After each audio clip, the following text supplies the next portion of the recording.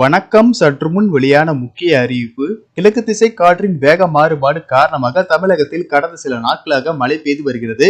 இந்த நிலையில் மீண்டும் தமிழகத்தில் மழை பெய்யக்கூடும் என சென்னை வானிலை ஆய்வு மையம் தெரிவித்துள்ளது. இதை பத்தியும் மேலும் பள்ளி கல்லூரிகளுக்கு விடுமுறை போன்ற முக்கியமான அறிவிப்புகளும் வெளியாகி உள்ளன. இதை பத்தி விரிவாக தெரிஞ்சுக்க வேண்டும்னா இந்த வீடியோவை கடைசி வரைக்கும் ஸ்கிப் பண்ணாம பாருங்க. வீடியோக்குள்ள போறதுக்கு முன்னாடி இந்த சேனலை இது வரைக்கும் சப்ஸ்கிரைப் பண்ணாதவங்க சப்ஸ்கிரைப் பண்ணிக்கோங்க.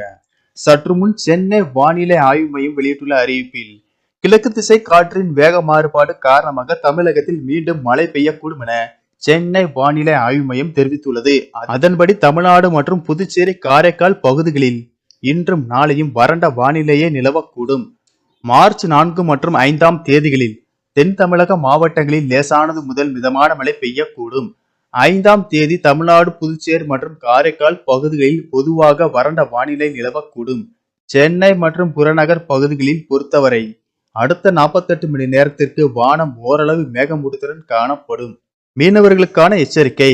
4 மற்றும் 5ஆம் தேதிகளில் குமரி கடல் பகுதிகளில் சூறாவளி காற்று மணிக்கு 40 முதல் 45 கிலோமீட்டர் வேகத்தில் இடையிடையே 55 கிலோமீட்டர் வேகத்திலும் வீசக்கூடும் என்பதால் மேற்குறிப்பிட்ட நாட்களில் மீனவர்கள் இப்பகுதிகளுக்கு செல்ல வேண்டாம் என்று அறிவுறுத்தப்படுகிறார்கள். பள்ளி கல்லூரிகளுக்கு விடுமுறை.